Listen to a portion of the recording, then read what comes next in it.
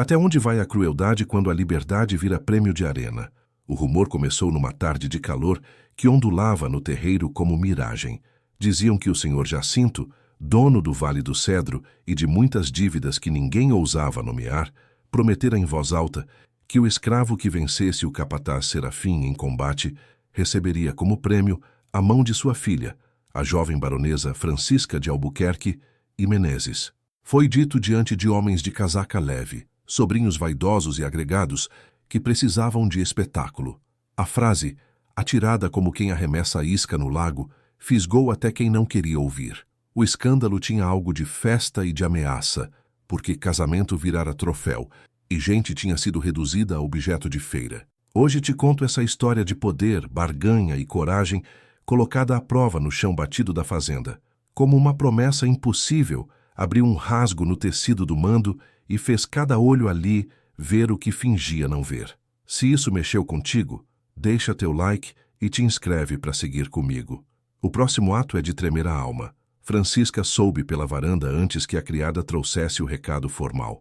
Não tinha sido consultada, como não se consulta o destino quando se muda o curso de um rio no mapa. Aprendera francês, piano, etiqueta e também a arte de calar em público e pensar no papel.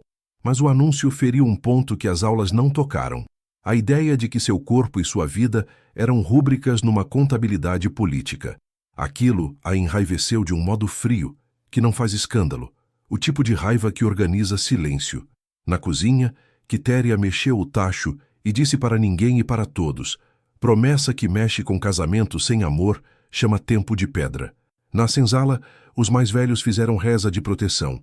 Os mais novos, com olhos acesos, misturaram medo e esperança, porque onde há um jogo, muitos procuram uma fresta para respirar. O nome de Elias surgiu devagar, como quem teme atrair mau agouro. Era moço ainda, perto dos 30, braços talhados em anos de derriça e transporte de sacas, corpo que sabia o peso do mundo e o ritmo da terra. Trazia no gesto uma ginga que não era exibida. Uma conversa antiga aprendida com um velho chamado Mestre Ambrósio numa fazenda distante, antes de o tempo o empurrar para o Vale do Cedro.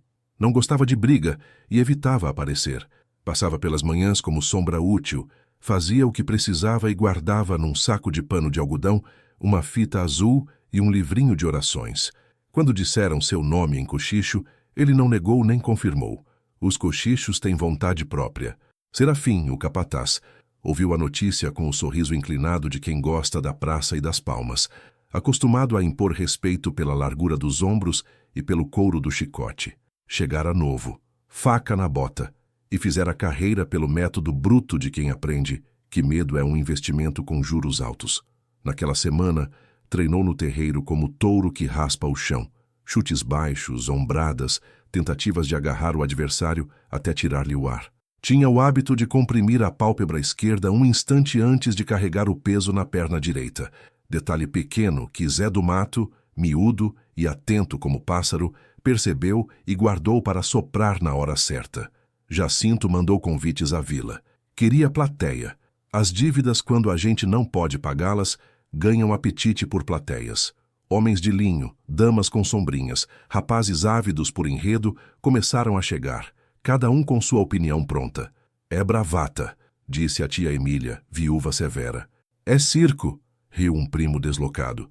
Na verdade, era cortina de fumaça, e por trás dela havia safras minguadas, credores com canetas afiadas e um senhor que calculava quanto de autoridade pública se compra com um domingo bem conversado.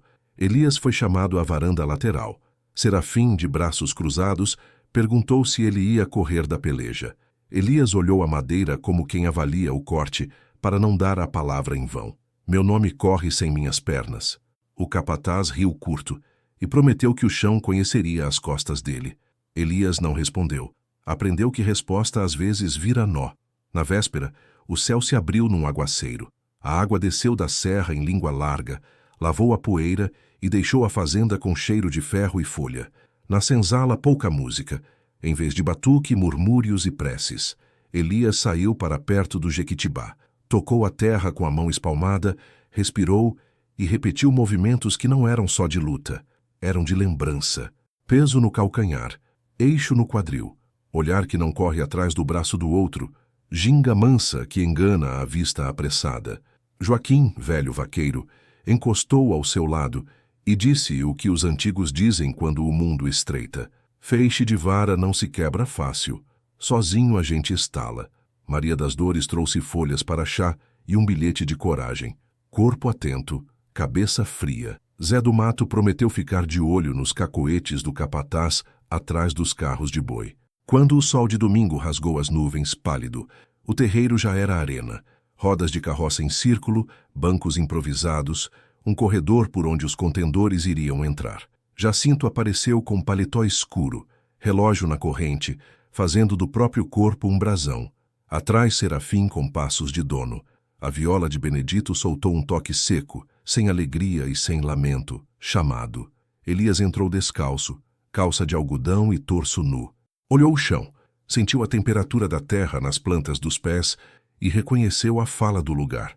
Levantou os olhos um segundo e encontrou os de Francisca na varanda. Não havia romance ali, nenhum pacto secreto, apenas um fio de reconhecimento duro.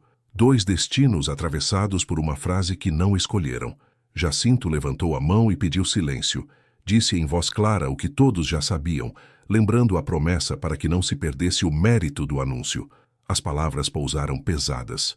O combate começou sem contagem, como começam as coisas que já vinham sendo escritas por debaixo da mesa. Serafim foi o primeiro a avançar, testando o terreno com o calcanhar, tentando ocupar o espaço como quem mede sala nova para o sofá. Elias cedeu meio palmo e girou o quadril. A poeira desenhou arcos pequenos sob seus pés. O capataz tentou agarrá-lo num abraço de ferro, querendo travar a dança. Elias escorregou por baixo, devolveu com a palma aberta um toque no ombro. Não golpe, recado. A plateia prendeu o fôlego sem saber por quê. Zé do Mato, esgueirado perto do carro de boi, viu a pálpebra de Serafim apertar antes do peso cair na perna direita. Assobiou fininho, combinando o sinal. Elias captou. Quando a pancada veio, abriu como porta no sentido da visita, e o ombro do capataz raspou o vento. Houve tropeço, correção no ar, joelho na terra, poeira, um ó coletivo. Serafim ergueu-se com a cara mais vermelha que o sangue poderia pintar. A partir dali, o jogo deixou de ser só corpo. O orgulho entrou na roda. Francisca apertou o peitoril. Sem torcer por ninguém e torcendo por tudo que negasse a crueldade, viu em Elias uma linguagem que reconhecia, não do salão, mas das páginas que devorara à noite, a obstinação calma de quem recusa ser coisa.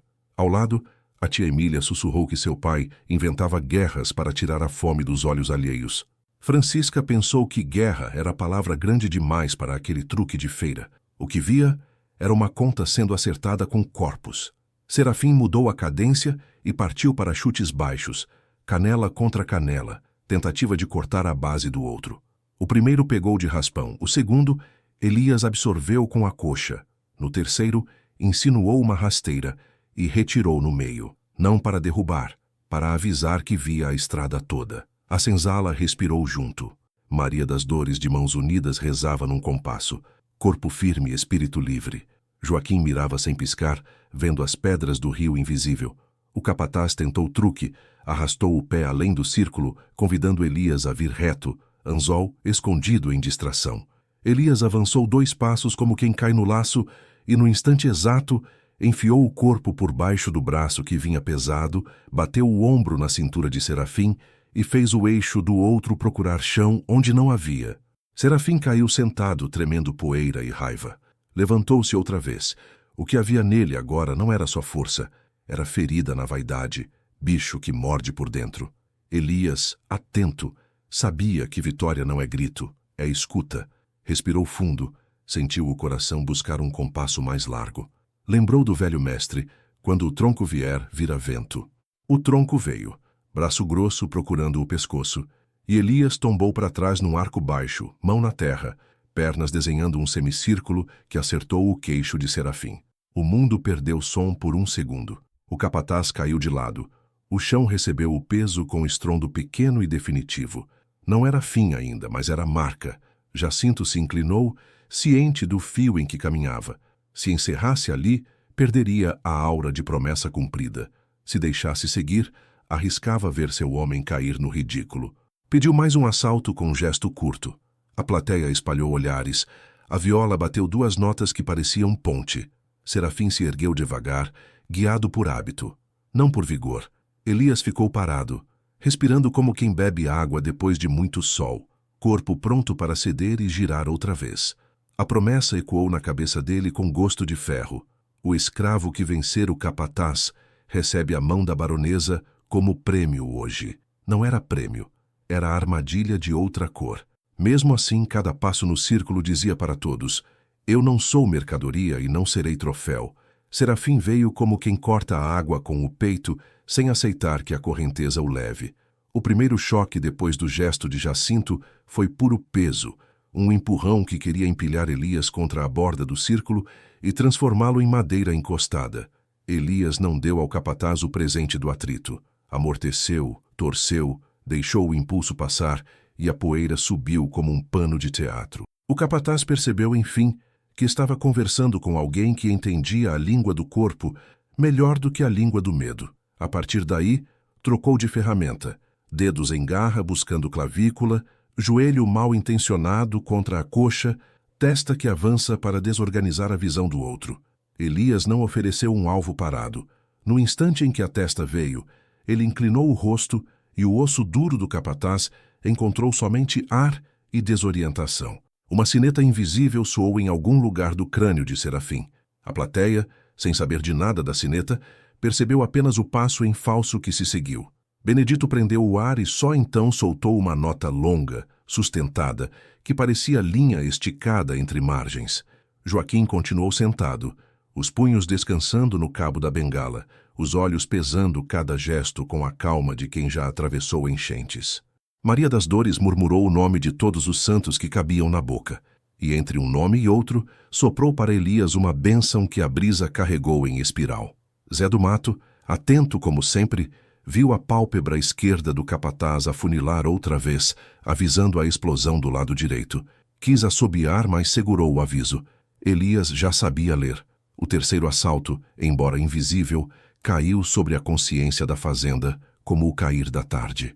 Aos poucos, as vozes dos convidados amansaram, o riso fácil se dispersou, e restou o ruído miúdo de vestidos roçando madeira, de copos pousados, de dedos tamborilando no próprio joelho por nervoso.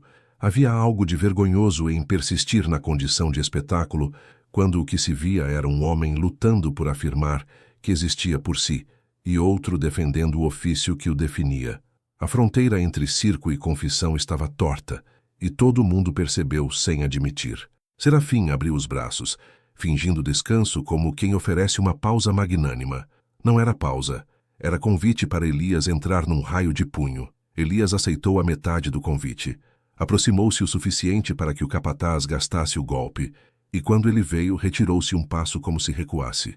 Mas o recuo era elástico, trazendo com ele uma presença que não abandonava o centro. A mão de Serafim cortou o vazio. Elias respondeu com o dorso da mão, atingindo a costela de leve, lembrando a costura da pele. O capataz xingou baixo, como se esbarrasse numa quina da casa.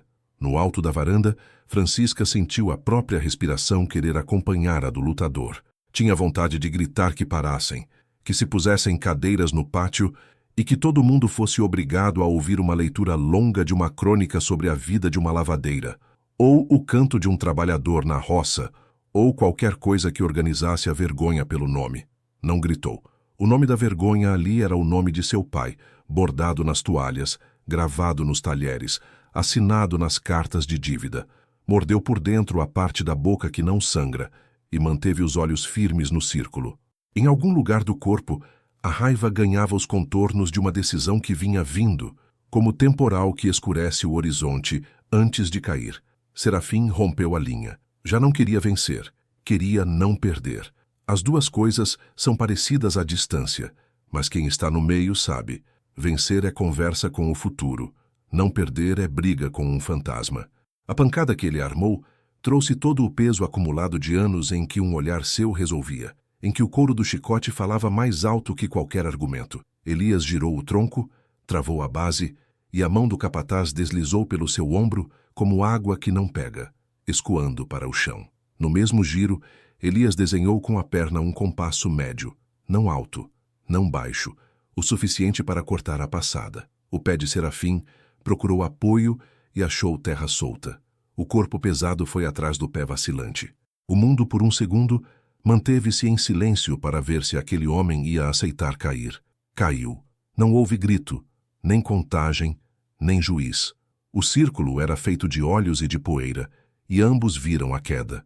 Serafim bateu de costas e, por reflexo, rolou, já procurando o joelho para se erguer. Ajoelhou-se. O joelho reclamou. Ele se obrigou a levantar, mais por educação com o próprio orgulho do que por possibilidade de seguir inteiro. Doeu nos que o temiam ver o tremor tímido da mão que procurou o ar. Doeu nos que o odiavam perceber que até o odioso é feito de ossos que quebram. Doeu em Elias a certeza súbita de que dali para frente nada do que fizesse seria lido só como gesto seu. Tudo seria tomado como argumento por gente que faria contas com a pele dos outros. Jacinto, que até ali se alimentara do drama como de um prato raro, sentiu pela primeira vez um resto de desconforto. Havia ali, diante de suas vistas, uma combinação que ele não controlava. Um capataz ferido no orgulho, uma plateia inclinando-se para um escravo com algo parecido com respeito e a própria filha olhando o pátio como quem vê a casa pegar fogo em silêncio. Tomou o conhaque como quem toma coragem e fez sinal para que se encerrasse. Não por piedade, mas por economia. Uma derrota completa de Serafim diante de muitos seria um prejuízo grande demais de autoridade. O gesto, porém, saiu tarde. Elias e Serafim já estavam outra vez no raio um do outro, e o tempo demorou um pouco mais a obedecer à mão do Senhor. O capataz veio com o resto de si, um golpe de braço que mais parecia braçada em rio furioso. Elias entrou por baixo, costurou o espaço entre os corpos com o ombro, deslocou o eixo e, sem completá-lo com violência gratuita, deixou Serafim ajoelhado outra vez. Não bateu. Recuou meio passo, respirou e esperou o que viria. O que veio foi a percepção coletiva de que a luta tinha acabado, embora ninguém tivesse dito em voz alta. Até a viola ficou muda, como se qualquer nota fosse, naquele instante, deselegante. O silêncio que pousou não era o das manhãs antes do canto do galo, nem o das tardes depois de colheita farta. Era o silêncio de quando uma mentira grande demais cansa e senta. Jacinto ergueu-se na cadeira e, lembrando-se do teatro necessário, abriu os braços para as duas partes como quem recolhe a tempestade no colo. Falou alto para o pátio inteiro. Chega! Chega que eu vi o que precisava ver. Palavra dada é palavra cumprida. A frase caiu como pedra no lago parado. Uns entenderam que era bravata sustentada até o fim. Outros, que era a única forma de o Senhor salvar o rosto. Houve na senzala um mexer de olhos que pareciam anunciar um amanhecer que não ousava nascer. Francisca, que vinha incubando uma tempestade, desceu um degrau. 2, 3. A barra do vestido roçou a madeira e depois o pó. Parou num ponto em que a sombra da varanda ainda a alcançava, mas a voz, quando saiu, atravessou o pátio sem pedir licença. Não sou troféu. Não sou promessa de feira. Não gritou. Disse como quem escreve uma linha que ficaria. Houve susto. Tia Emília levou a mão ao ventre, como se tivesse engolido um caroço. Um primo riu por reflexo e calou em seguida. Jacinto virou-se, mediu a filha, mediu os olhos ao redor, mediu a corda invisível que segurava e respondeu num tom que pretendia pedagógico. Filha, as coisas já estão ditas. Francisca não recuou. O que está dito em praça contra a vontade de uma mulher não é promessa. É violência dita em latim. Elias sentiu um calor subir-lhe a face. Ele, que até ali se ocupara apenas de não cair, entendeu que tinha sido puxado para o centro de uma fogueira que não acendeu. Não desviou os olhos de Jacinto quando falou, e foi a primeira vez que falou naquela roda. Não vim aqui pedir mão de ninguém. Vim porque me chamaram para um combate. Não havia insolência na voz. Havia medida. Jacinto apertou a tampa de um cansaço antigo e devolveu, usando o tom que usa quem manda. A palavra é minha e está dada. E é também oportunidade, rapaz. Há bênçãos que chegam vestidas de escândalo. A frase era bonita por fora, mas por dentro tinha o amargor dos espinhos. Serafim, de pé por orgulho e raiva, tentou recuperar o mando com a voz. Isso virou conselho de família. Quem manda aqui é o braço. Quis avançar só para lembrar ao corpo do outro a hierarquia. Foi quando o joelho traiu, e o tropeço denunciou que o corpo havia decidido encerrar a participação por conta própria. Houve um esgar de dor que não coube inteiro na boca. Um capanga se aproximou e estendeu o braço. Serafim recusou ajuda, preferindo a solidão do orgulhoso. Benedito, sem saber por que fazia aquilo, dedilhou na viola um motivo curto que parecia reza para a abertura de caminho. O som acordou a coragem de quem a tinha pequena, e na senzala lá atrás, alguém respirou mais cheio. Não era aclamação. A prudência antiga segurava a mão da alegria, mas era o suficiente para que Jacinto notasse que o pátio respirava com o homem errado. O senhor ergueu a voz uma segunda vez, agora com o tom de quem fecha assunto. O escravo que venceu receberá o que foi prometido. Fez uma pausa entre vencer e receber, como quem dá tempo para a frase assentar. A pausa serviu a Francisca para descer mais um degrau. Se o senhor entrega minha mão como prêmio, não será mão, será punho fechado. O murmúrio virou vento. Havia ousadia demais naquela frase, e mesmo quem nunca se indignara, sentiu que algo acontecia ali a que teria de dar nome mais tarde. Jacinto endureceu as feições, como quem esculpe a própria máscara. Basta. O basta foi um comando à casa, aos criados, às rodas, à viola, ao próprio sangue. Basta queria dizer que o teatro terminara e que agora a luz das janelas seria apagada. Mas uma promessa dita em praça, ele sabia, não se apaga só virando a chave do lampião. Ou cumpre-se, ou paga-se em fofoca, em riso nas costas, em queda lenta de poder. Foi nesse intervalo que Joaquim, o vaqueiro velho, andou pelo pátio com o mesmo passo com que entra no curral de madrugada, sem alarde. Não falou com o senhor, nem com a baronesa, nem com o capataz. Parou ao lado de Elias e disse baixo, no ouvido de quem precisava uma ponte: se te derem o que não te serve, agradece e muda a dívida de lugar. A frase ficou plantada em Elias como a semente de uma ideia que ele não sabia regar ainda. O mudar a dívida de lugar martelou como um aboio no seu peito. Olhou a roda, a poeira e o relógio de bolso do senhor brilhando como sol falso e compreendeu que estava diante de uma esquina. A fazenda inteira, sem saber, também se achegou a essa esquina, aguardando para ver quem viraria e para onde. Jacinto respirou fundo, ergueu o queixo e, para que não restasse dúvida, chamou o padre Honório, que assistia de longe, molhando os dedos no suor do próprio nariz por nervoso. Vossa Reverência, prepare as palavras. Se não é hoje, é amanhã. A casa não volta atrás. O padre tossiu, pigarreou e, antes de qualquer latim, engoliu a própria vergonha. Francisca cerrou os dedos em punho miúdo. Elias deu um passo à frente, não de desafio, mas de existência. Quando abriu a boca, a fazenda inteira inclinou o ouvido. Elias respirou e falou devagar, de forma que cada sílaba chegasse inteira até o último banco. Não quero mão como prêmio. Quero nome inteiro e liberdade assinada.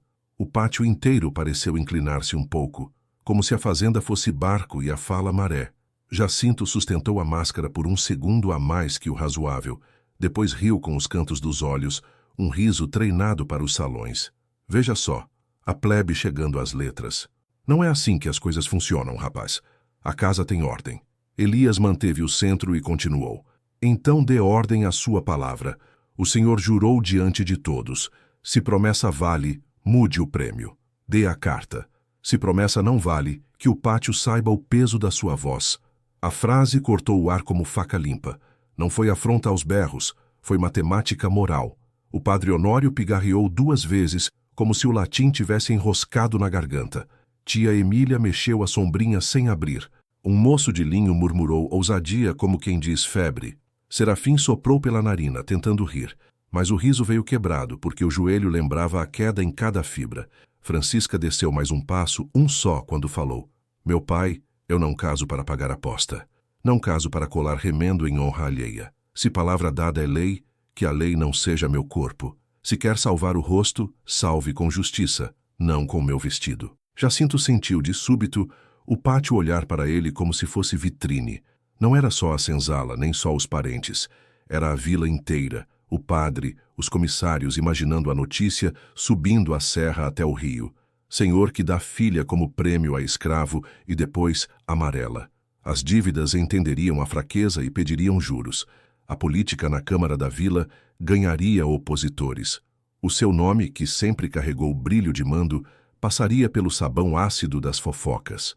Aprendeu desde moço que mandar é escolher a humilhação que se aceita para não engolir outra pior. Então caminhou ao encontro da própria escolha. Endireitou o paletó e, com voz que fingia generosidade, declarou: "O rapaz fala em liberdade. Pois bem, palavra dada não será vergonha, será grandeza. Diante de Deus, do Padre e de todas essas testemunhas, troco o prêmio por carta de alforria. A casa do Vale do Cedro não dá filha em aposta, dá liberdade, que fique escrito e selado." Houve um baque de silêncio, e logo depois uma onda de murmúrio que percorreu gente, bancos e roda de carroça. Algumas damas bateram palmas miúdas, sem saber se era permitido. Um primo sorriu, aliviado por não ter de imaginar o escândalo do casamento. Na senzala o ar ficou mais grosso, como se a palavra liberdade, dita assim em praça, tivesse peso próprio e corpo. Maria das Dores fechou os olhos e chorou de um jeito que não fazia barulho. Joaquim cruzou o olhar com Elias e assentiu com a cabeça, como quem diz: "Muda a dívida de lugar, como te falei." Jacinto fez sinal ao escrivão da fazenda, que apareceu com o tinteiro, papel com selo e pena. O padre aproximou-se, enxugou a testa e tomou posição como testemunha. A generosidade precisava de rubrica. Antes que a pena molhasse a tinta, Elias ergueu a mão com o respeito de quem pede a palavra no próprio batismo. "Eu peço mais 2 linhas, senhor. Uma para Benedito, outra para Maria das Dores. Não peço esmola, peço coerência. Se a palavra é grande, não pode caber numa folha só." O pátio prendeu a respiração. Jacinto, por um instante, sentiu o chão fugir como em febre. O impulso primeiro foi negar. "A grandeza tem orçamento, meu filho." Mas a vitrine já estava montada, e qualquer economia ali pareceria mesquinharia. Fez um cálculo rápido. 2 nomes a mais, um golpe um pouco mais fundo no cofre. Uma história melhor contada no largo da igreja. Maneou a cabeça como se concedesse favor raro. "Escreva-se." O escrivão começou a rabiscar, e cada traço parecia risco novo no mapa da fazenda. O nome de Elias veio primeiro, com sobrenome de batismo emprestado de santo. Depois, Benedito, de boa habilidade em viola e ofícios menores. Por fim, Maria das Dores, serviçal aplicada, útil à casa grande. O padre, com voz baixa que só Elias ouviu, sussurrou: "Nomes dão coluna às pessoas. Guarde o seu como quem guarda os ossos." Jacinto assinou por baixo. O padre firmou como testemunha. 2 convidados importantes puseram rúbrica, e a tinta brilhou por um momento antes de secar. Enquanto secava, a poeira do pátio parecia dançar uma dança lenta, celebrando sem música. Serafim, à margem, assistiu sem saber em qual lugar do mundo pousar o próprio olhar. Viu a autoridade que trazia no corpo escorregar-lhe pelas mãos como farinha seca. Um capataz vale porque a casa o empresta mando. Quando a casa empresta reconhecimento a alguém que o capataz tentou dobrar e não conseguiu, o empréstimo volta ao cofre com juros contra. Pensou em bradar, em dizer que aquilo era afronta à ordem, que o mundo emborcaria se começassem a fazer festa para a insolência. Mas o joelho, esse juiz severo, aconselhava a boca a ficar fechada. E havia outra coisa, mais funda e menos confessável. Pela primeira vez, um medo miúdo de perder-se de si, de não saber quem era, se ninguém mais temesse o seu braço. O escrivão estendeu a pena a Elias. Ele tocou o tinteiro como quem toca água de mina, firmou a mão, e sob os olhos de muitos traçou as letras como aprendera no intervalo das noites. Pausado, concentrado, um pouco torto, porém inteiro. A primeira letra saiu trêmula, as outras mais abertas. Quando terminou, respirou por inteiro, como quem encontra pulmões novos. Olhou a assinatura e não viu apenas tinta, viu um caminho.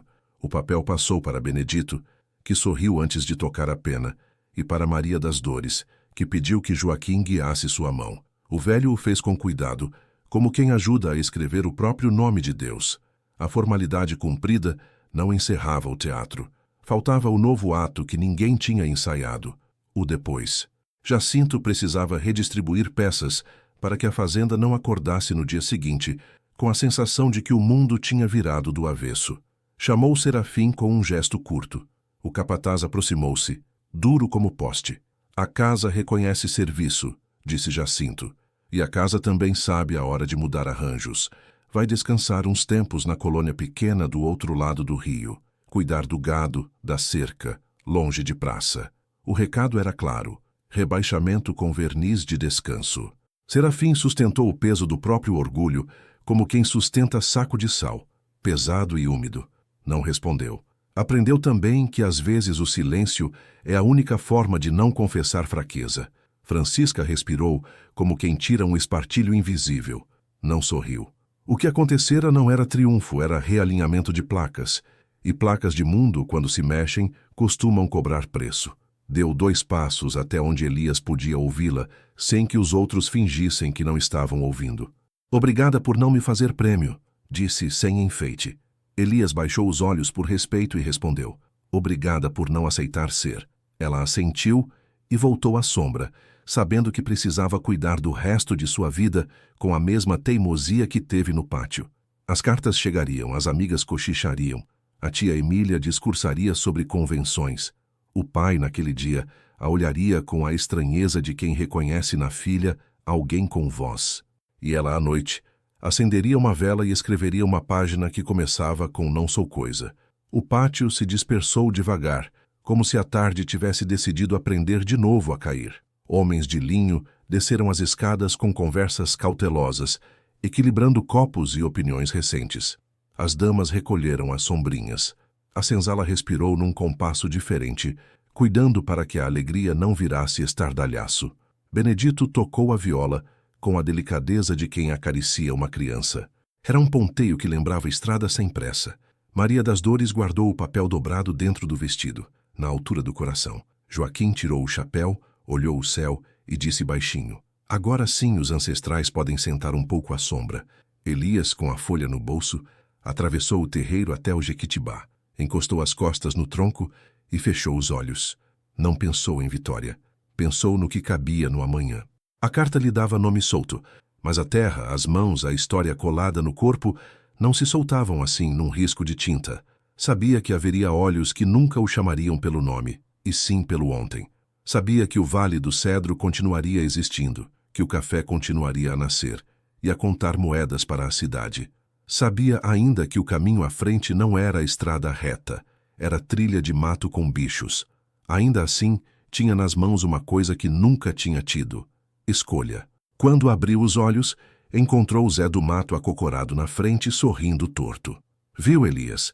Até a terra sabe quando a gente muda o peso do corpo. Falei que a pálpebra dele entregava. Entrega de todos os lados, riu Elias com a boca. Zé tirou do bolso um embrulho pequeno e estendeu, da parte de Quitéria. Ele abriu. Um pedaço de pano com um nó. Dentro dele uma fita azul mais viva do que a que ele guardava e um saquinho com ervas, para proteção de caminho novo. Elias amarrou a fita no pulso, sentindo um calor que não vinha do sol. À noite, a casa grande fez barulho de louça e conversa contida. Na senzala, não houve festa, mas houve vela acesa e comida dividida com cuidado de cerimônia. Maria das Dores, com os olhos cheios d'água, leu em voz trêmula as letras de seu próprio nome, e os que não tinham folha para guardar repetiram os nomes em voz alta, como quem tece uma rede com som. Benedito tocou até o sono vencer. Joaquim, sentado à porta, contou uma história antiga de boiadeiro, que atravessa enchente guiado por estrela que não aparece no mesmo lugar 2 vezes. No quarto, Francisca escreveu 3 parágrafos com letra firme. No primeiro, disse que ninguém é prêmio. No segundo, descreveu as mãos de Elias não como mãos de vencido ou vencedor, mas como mãos de quem sabe segurar um objeto frágil sem apertar demais. No terceiro, prometeu a si mesma desaprender um mundo e aprender outro. Dobrou o papel, guardou. Sabia que, ao amanhecer, enfrentaria a casa como se enfrenta vento de agosto, de pé, sem lutar contra o invisível, mas também sem deixar que ele a leve. Dias depois, a carta de alforria de Elias foi registrada na vila. O escrivão escreveu homem livre, como quem escreve uma palavra de dicionário, sem tremer. Jacinto espalhou a versão que mais lhe convinha, que tinha mostrado grandeza, que a casa do Vale do Cedro sabia dar espetáculo e benevolência. Os vizinhos assentiram, cada qual cuidando de seu próprio espelho. Serafim partiu para a colônia além do rio com uma trouxa e o silêncio. Na ausência do capataz, as ordens passaram a ter menos couro e mais olhar. Não era revolução, era desvio pequeno de curso. Às vezes é isso que impede a enchente de levar a casa. Elias, com a folha dobrada, foi à beira do Rio Grande ao amanhecer do domingo seguinte. Lavou o rosto, como quem lava um nome novo. Pensou em ir embora naquela hora, deixar o Vale do Cedro atrás e procurar cidade, onde pudesse ser só mais um. Pensou em ficar o tempo suficiente para juntar algum e partir com o bolso menos leve. Pensou em voltar ao Jequitibá mais uma vez, antes de qualquer caminho. Foi o que fez. Sentou à sombra, encostou a cabeça no tronco e escutou o vento. O som que ouviu foi o mesmo que ouvira no dia da luta. Um chamado que não era de guerra, era de conversa. A terra perguntava qual peso ele queria pôr primeiro no chão. Ele respondeu com o corpo inteiro: o do meu próprio passo. Quando levantou, a fita azul brilhava no pulso. A viola, lá longe, respondeu um acorde, como se Benedito soubesse, sem ver, que alguém tinha escolhido andar. A fazenda respirou. O dia começou, e por um instante curto e raro, a palavra liberdade coube inteira no silêncio entre um canto de pássaro e outro. Se essa história te tocou, deixa teu like, te inscreve e comenta parte 2 para eu contar o que acontece quando a notícia dessa alforria chega na vila.